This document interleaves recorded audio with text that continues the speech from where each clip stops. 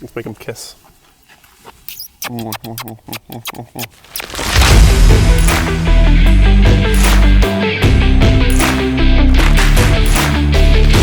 up? It's Chris, the Drone Geek, joined today by Sam Karp from Enhanced Aerial and Sam Karp FPV.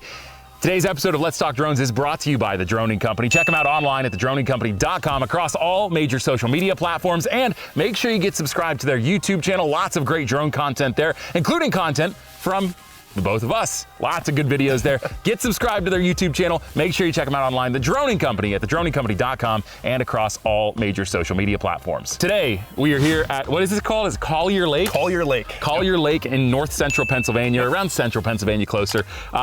Again, joined by Sam Karp of Sam Karp FPV. Make sure you go get subscribed to his channel, and make sure you keep your eyes out. We have a new project coming down the pipeline we're pretty excited about. We'll have more information for you on that at a later date. So make sure you keep your eyes peeled on this channel, on Sam's channel. We'll have announcements as they come down the pipeline. So why are we here today? Well, what you got in your hand right there.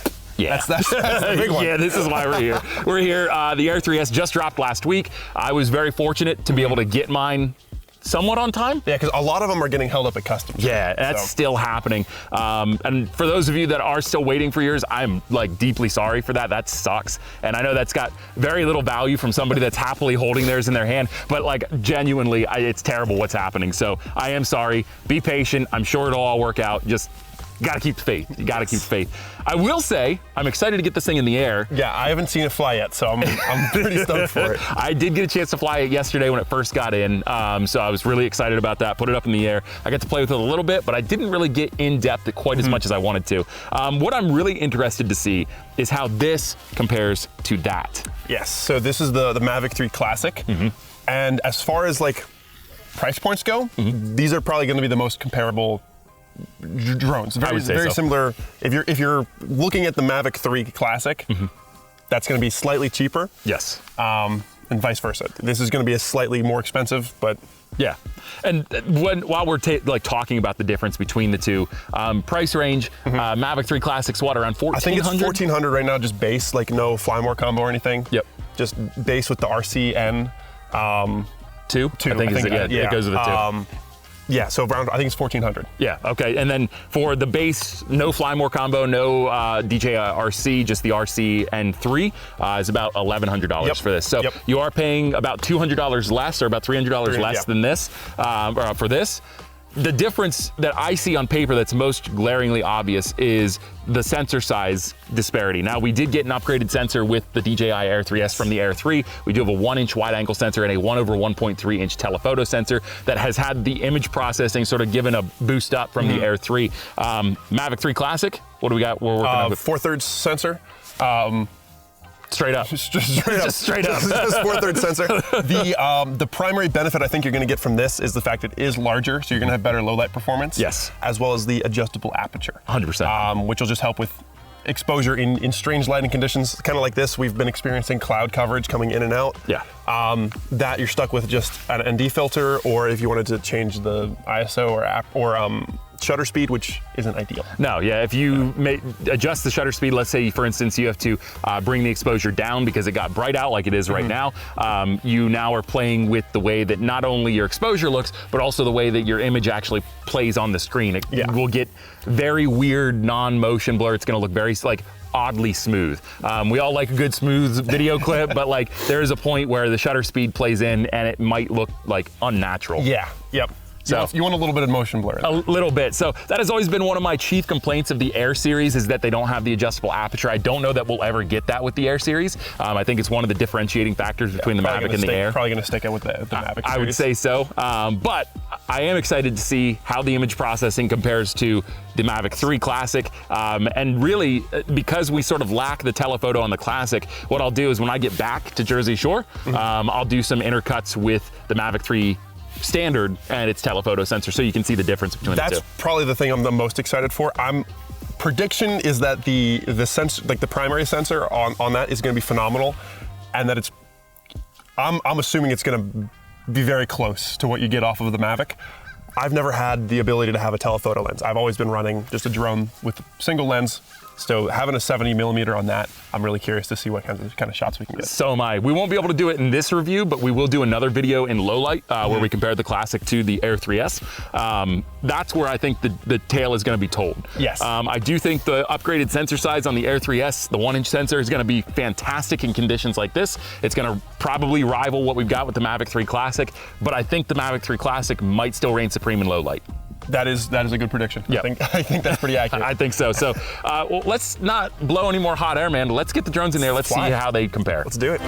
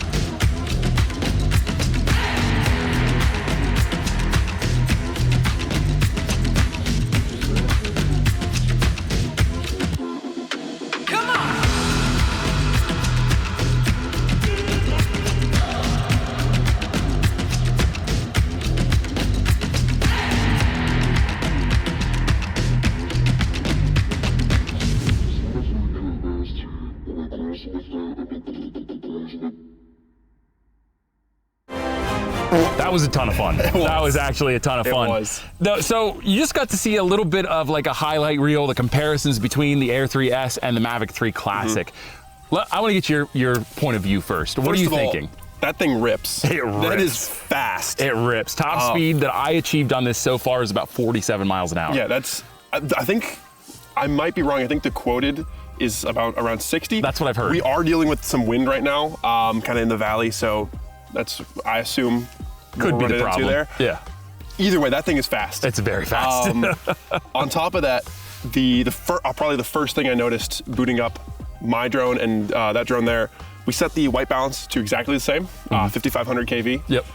That one is significantly warmer. It is. At least on the controllers. We'll have to go back and actually look at the footage. Yeah. But through the controllers, it seemed like the image on that was warmer. It is, and I typically like to run my image a little bit on the cool side. See, I'm the exact You're opposite. the exact opposite. I'm the exact opposite. So I like to run mine on the cool side a little bit. So I see myself probably running the KV at around like 4,600 most of the time to sort of get that cool balance that I like. But if you are just flying this right out of the box and you're flying it at anywhere between like 5,000 and 6,000, you're gonna notice it is significantly warmer than those values typically are in different camera systems. Yeah. So, also, the 70 millimeter.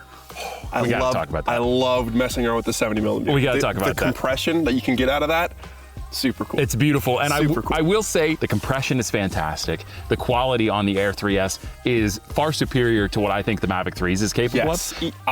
Looking online, we don't have a Mavic 3 Pro to compare it to. No. But looking online, the 70 millimeter on this seems like the image quality comes out better than that of even the Mavic 3 Pro. It's beautiful. And I know for the Mavic 3 OG, for instance, the top sensor for the telephoto is a 1/2-inch sensor. It's a 1/1.3-inch sensor on the DJI Air 3S. And I believe that is where we're seeing that step up, as well as the image processing itself. So yeah, overall, when it comes to the camera system on the Air 3S, especially the telephoto, I got to give the edge to the Air 3S on a telephoto. Yeah, oh my God, yeah. It's definitely a step above the Mavic 3 OG, 100%. Especially if you're considering like something like the Mavic 3 Classic, which is again slightly more expensive than the Air 3, but still in that similar price category. Yeah. This doesn't have any kind of additional zoom lens. No. So if you wanted to have any kind of zoom, you're gonna have to either crop and post or do a digital zoom, which just completely ruins the quality. It does. The fact that you have a 1-inch sensor on the bottom for the main camera, that, as far as we can tell right now, I guess we haven't really gotten to check out the footage, all but matches that of the Mavic 3. Yes. And the fact that you have a 70mm telephoto on there, I mean, It's got the edge. It's got the edge. I do want to, you made a great point there, just like a note, and I want to talk about this just for a moment. We haven't seen the footage as of the recording of this video yet, not on a large screen. We've only been able to see what we saw on our controller feed, and then looking back at our album on our phones, which a phone screen is what, typically like 6 inches, 5-6 inches? Yeah, so not 40p, so not exactly the best. No, not great. So I want to just say this. We did this comparison for video between the Air 3S and the Mavic 3 Classic in 4K. And based upon comments we've seen on like Billy Kyle's video, other videos that have done similar things where they compare 4K to 4K, I've seen a lot of folks out there complain that we're not showing the 5.1K footage from the Mavic 3 Classic or the Mavic 3 in the comparison to this. Think about this for a second. First of all, YouTube doesn't have a 5.1K option. It's like it craps out at 4K. That's what we've got. I think you can actually get up a little higher, but like it's going to be, I think, 6K or 8K. I can't remember, but I know that 4K is like typically one of the higher resolutions on YouTube. So that's the first thing. You're going to lose the resolution edge that this has on it as soon as you upload it to YouTube. Second of all, most people, I'm willing to wager, are watching this on a screen that is less than 24 inches. Like, you're either watching this on a very small computer screen or you're watching it on your phone or your tablet. The difference between 5K and 4K is going to be almost indistinguishable on a screen that small. It's one of those like on paper specs. Yes. That seems very nice, and it is. Whenever I get the opportunity to shoot 5K with the Mavic 3, like it is a very nice image. But I don't see that much of a difference between 5K and 4K. No. 90% of the time I'm flying the Mavic, I fly it in 4K. That's just how I've ended up operating. Well, on top of that too, the frame rates are limited on the Mavic 3, and that's something you should make a note of, is the max resolution on this is 5.1K, but the max frame rate on that is 30 frames per second. So 50. 50. Oh, 50, that's right, yes, 50. But it's still an odd frame rate. Right, you're not going to use that in the States the same way that they do like in Europe, for instance. And then to be able to get sort of a 1-for-1 there, you have to bump it down to 48 frames per second, and that's just like, that's weird. Nobody's using that. Nobody's using that. So I guess not nobody, but very few people are using that. There's that reason. The other reason is, quite frankly, when you're exporting a project, if you're using a drone in this category, I'm talking like a prosumer drone, not your Inspires, not your Matrices, not those bigger drones, you're not typically going to need a 5.1K resolution. You're gonna export your project in 1080p more often than not. A lot of the time. So you don't need all that added flexibility most of the time. Is it nice to have the 5K? Oh, absolutely. 100% it is. Really nice. Yes, it's great. But when we're talking about the max resolution on this drone versus a resolution that is equivalent from this drone, you have to look at that so you can get a true 1-to-1. Plus, you got to keep in mind the fact that the base price of the Air 3S is $300 cheaper than this. And if I was getting one now, actually, I already did. I already bought an Air 3S. I have one on the way. Yeah. The fact that it's only 4K shouldn't be a determining factor. No. You have so much more flexibility with the fact that you have that 70mm lens on top. So yeah, if you're getting upset, worked up over the difference between a 4K prosumer drone and a 5.1K prosumer drone, you're focusing on the wrong thing. What we're looking at here and what DJI has really trended over the last few drones, you think about the Air 3, you think about the Mini 4 Pro, you even think about the Mavic 3 and the Mavic 3 Pro, they've leaned away from increasing the sensor size. I know we jumped up with the Mavic to a 4/3 sensor, but I don't see that changing too much in the future. I think what they're going to start to focus on is the processing inside the drone. Yeah. That's what they're going to focus on. How do we take this small format camera, this 4/3, this 1 inch, this 1/2 inch, this 1/1.3 inch camera, and make it look as cinematic and beautiful as possible? Because resolution isn't the full story for an image. It is not. It's actually can be a very misleading metric. That whole rant there was just to let you know, we know that this can shoot 5.1K. We don't really care. What we care about is what does the 4K 60 look like on this, and what does the 4K 60 look like on this. That's what we care about.